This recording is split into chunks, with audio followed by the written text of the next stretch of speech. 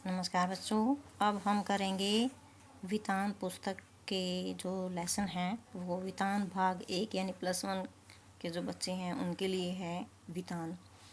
जो अब तक हमने जो पुस्तक की है वो आरोह भाग 1 था और अब है वितान भाग 1। इसका जो फर्स्ट लेसन है वो हम अभी करेंगे। जो पहला लेसन इसका पाठ है इसका भारतीय गायिकाओं में बेजोड़ लता मंगेशकर। ये जो है कुमार गंधर्व के द्वारा लिखा गया है। तो बच्चों आप जानते ही होंगे ये एक जो है संगीत की साम्राज्ञी इनको माना गया है। लता जी को, लता जी के जो गाने हैं, सॉन्ग्स हैं वो सभी ने सुने होंगे। बहुत ही इनकी जो आवाज़ है बहुत ही मीठी है और चित्रपट संगीत इन्हीं के आने से जो है वो मशहूर हुआ है। उससे पहले जो है चित्रपट संगीत इतना जो है प्रसिद्ध नहीं था। जो लता मंगेशकर के आने से प्रसिद्धि इसको मिली है। उससे पहले शास्त्रीय संगीत जो है वो अधिक सुना जाता था। जब लता मंगेशकर ने इसको चित्रपट संगीत शुरू किया तो उसके बाद जो है गली गली में बच्चे बच्चे के मुख पर इनके गाए हुए जो गाने हैं वो रहते थे। तो आज हम इसी पाठ को करेंगे। जो लता मंगेशकर है उसके बारे में हम थोड़ा सा इसमें पढ़ेंगे। तो जो है इस पाठ में लेखक ने भारत की जो सुर साम्राज्ञी, इसको सुर साम्राज्ञी बोला गया, लता मंगेशकर के गायन, उनकी शैली आदि के बारे में बताया है। तो इस पाठ का जो सार है वो हम अभी करते हैं। एक बार बीमार पड़े लेखक ने रेडियो पर अद्वितीय स्वर में एक गाना सुना। उसे यह गाना कुछ खास लगा। उसे समझ नहीं आ रहा था कि इसकी गायिका कौन है। गाने के बाद रेडियो पर उस गाने की गायिका के रूप में लता मंगेशकर का नाम बताया गया। यह सुनकर वह चकित रह गया क्योंकि लता मंगेशकर के पिता दीनानाथ मंगेशकर की अजब गायकी से वह पहले से ही परिचित था। वह बरसात फिल्म से भी पुरानी फिल्म का गाना था। तभी से लता मंगेशकर निरंतर गीत गा रही हैं। उन्होंने अपने से पहले की प्रसिद्ध गायिका नूरजहां को ठीक वैसे ही पीछे छोड़ दिया था जैसे सितार वादक विलायत खान ने अपने पिता को पीछे छोड़ दिया था। लेखक ने भारतीय गायिकाओं में लता को बेजोड़ माना है। उनके कारण ही चित्रपट संगीत को विलक्षण लोकप्रियता मिली। आजकल के बच्चे जिस प्रकार गाने गुनगुनाते रहते हैं उस पर भी लता का प्रभाव देखा जा सकता है। ऐसे मधुर स्वर की नकल करना प्रत्येक व्यक्ति चाहेगा। चित्रपट संगीत के कारण ही लोग स्वर मालिकाओं, स्वर के विविध प्रकारों, स्वर ज्ञान, सुरीलापन, आकार युक्त लय आदि से परिचित हो रहे हैं। ये सब लता की गायकी का ही प्रभाव है। अतः लेखक संगीत की लोकप्रियता, उसका प्रसार व अभिरुचि का श्रेय लता को देता है। श्रोता शास्त्रीय गायकी की ध्वनि मुद्रिका के स्थान पर लता की ध्वनि मुद्रिका को सुनना पसंद करते हैं। अब शास्त्रीय गायन की जगह जो है क्या सुनते हैं, लता जी के गाने सुनना पसंद करते हैं। फिर भले ही उसे राग ताल आदि का ज्ञान न हो, वह तो गायन में ऐसी मिठास चाहता है जो उसे मस्त कर सके। जिस प्रकार मनुष्यता हो तो वह मनुष्य है, उसी प्रकार गानपन हो तो वह संगीत है।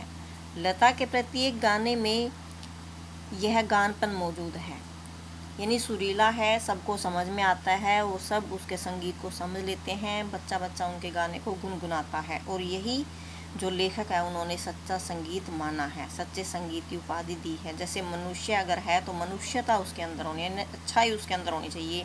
उसी प्रकार यदि कोई गाना है तो गानपन उसके अंदर होना चाहिए। इसके अतिरिक्त उनके गानों में स्वरों की निर्मलता भी है। जो स्वर हैं वो भी स्वच्छ हैं, वो भी सुनाई अच्छी तरह से साफ सुनाई देते हैं। नूरजहां के गायन में एक मादक उतान नजर आता है, जबकि लता के स्वरों में कोमलता, मधुरता है, उनके गायन में जो निर्मलता है उसका पूर्ण उपयोग संगीत दिग्दर्शक नहीं कर पाए हैं। यदि लेखक संगीत दिग्दर्शक होता तब वह निश्चित रूप से लता को बहुत जटिल काम देता। यही लेखक ये मानता है कि जो संगीतकार हैं उन्होंने जो लता जी हैं उनको आसान काम दे दिया, यानी बहुत आसानी से उन्होंने गीत गा लिए। तो लेखक कहते हैं मैं और भी मुश्किल गाने उनको देता। लता के गाने में नाद में उच्चार भी है। वे गीत के दो शब्दों के अंतर को आलाप द्वारा भर देती हैं। दो शब्दों में अगर अंतर आता है तो उसमें आलाप देना, मतलब अपने गले को ऊपर नीचे करना जो है, उन बीच के जो दो शब्दों के बीच में जो जगह छूटी हुई है उसको वो भर देती हैं। और इस प्रकार वे दोनों शब्द एक दूसरे में विलीन होते प्रतीत होते हैं। यानी ऐसा नहीं लगता कि दोनों शब्द अलग अलग हैं, दोनों ऐसे लगते हैं जैसे एक ही शब्द हो। यह लता के गायन की प्रमुख विशेषता है। भले ही लोग कहते हों कि लता ने करुण रस के गीतों को विशेष प्रभावशाली रीति से गाया है, परंतु लेखक का मत है कि लता ने करुण रस की बजाय मधुर श्रृंगार की अभिव्यक्ति करने वाले मध्य या द्रुत लय के गाने अधिक उत्कटता से यानी अच्छे ढंग से गाए हैं।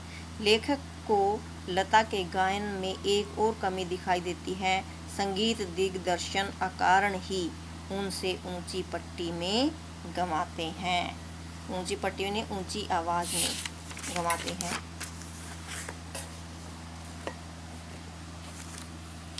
शास्त्रीय संगीत में लता का स्थान निर्धारण करने की बात करना व्यर्थ है, क्योंकि चित्रपट संगीत और शास्त्रीय संगीत में तुलना नहीं की जा सकती। शास्त्रीय संगीत में गंभीरता होती है, जबकि चित्रपट संगीत में जो है जल्द लय यानी तेज लय और चपलता होती है, चंचलता होती है। चित्रपट संगीत का ताल प्रारंभिक अवस्था का ताल होता है, और जबकि शास्त्रीय संगीत का जो ताल है वो परिष्कृत होता है। फिर भी लता के पास शास्त्रीय संगीत की पर्याप्त जानकारी है और उनके 3-3.5 मिनट के गाए चित्रपट के गाने का तथा 3 घंटे के शास्त्रीय गायन का आनंद मूल्य लगभग समान होता है। उनके 3 मिनट के गाने में ही 3 घंटे की रंगदार महफिल का सारा रस आस्वादन किया जाता है। यानी जो शास्त्रीय संगीत है वो घंटों में चलता है, लेकिन जो लता जी का जो चित्रपट का जो गाना है वो 3 मिनट 3.5 मिनट का ही होता है। और इतना ही जो रस आस्वादन है लोग 3 घंटे में प्राप्त करते हैं, और उतना ही रस आस्वाद किसमें प्राप्त करते हैं 3 या 3.5 मिनट में। यहाँ यह ध्यान देने योग्य बात है कि शास्त्रीय संगीत और चित्रपट संगीत में से कौन सा संगीत रसिक और अधिक आनंद देता है, जिसमें रंजकता न हो। ऐसा शास्त्रीय संगीत भी नीरस व अनाकर्षक होता है। अतः गाने की मिठास, ताकत आदि उसकी रंजकता पर निर्भर करती है, यानी उसके संगीत पर निर्भर करती है, उसके मिठास पर निर्भर करती है। लता की अव्वल दर्जे की खानदानी गायक के समान माना जाता है। कुछ लोग पूछते हैं कि क्या लता 3 घंटे तक महफिल जमा सकती है। उन लोगों से लेखक प्रश्न पूछता है कि क्या प्रथम श्रेणी का शास्त्रीय गायक 3 मिनट की अवधि में लता की तरह कुशलता और उत्कटता के साथ चित्रपट का गाना गा सकता है। खानदानी गवैयों ने शास्त्रीय गायन की बर्बादी के लिए चित्रपट संगीत को उत्तरदायी माना है। जो खानदानी जो गवैये हैं, जो शास्त्रीय गायक हैं, उन्होंने कहा है कि चित्रपट संगीत जब से आया है तो शास्त्रीय संगीत जो है वो कमज़ोर पड़ गया है, तो चित्रपट संगीत को ही उसका कारण माना है। परंतु लेखक उनसे सहमत नहीं है। वह शास्त्रीय गायकों की आत्मसंतुष्टि वृत्ति के इंसान मानता है, जो शस्त्र शुद्धता के कर्मकांड पर जोर देते हैं। चित्रपट संगीत के कारण लोग अभिजात्य संगीत जानने लगे हैं, परंतु उन्हें सुरीला व भावपूर्ण गाना ही अच्छा लगता है। लेखक ने चित्रपट संगीत की मान्यताएं मर्यादाएं निराली मानी हैं। वहाँ नवनिर्मित की संभावना बनी रहती है। चित्रपट संगीत में भाई नई नई चीज़ें आती हैं। चित्रपट के संगीत दिग्दर्शकों ने शास्त्रीय रागदारी, राजस्थानी, पंजाबी, बंगाली लोकगीतों आदि का सुंदर उपयोग किया है। इस चित्रपट संगीत की बेताज सम्राज्ञी लता मंगेशकर हैं और वे पिछले 50 सालों से निरंतर गा रही हैं। इतने लंबे समय तक जनमन पर प्रभुत्व बनाए रखना आसान नहीं है। यह उनके गाने का ही चमत्कार है जिसे देश के कोने कोने व विदेश के लोग भी बड़े चाव से सुनते हैं। ऐसा कलाकार शताब्दियों में पैदा होता है। यह हमारा भाग्य है कि हम उन्हें अपनी आँखों से देख रहे हैं। तो धन्यवाद बच्चों, पाठ को आप ध्यान से सुने।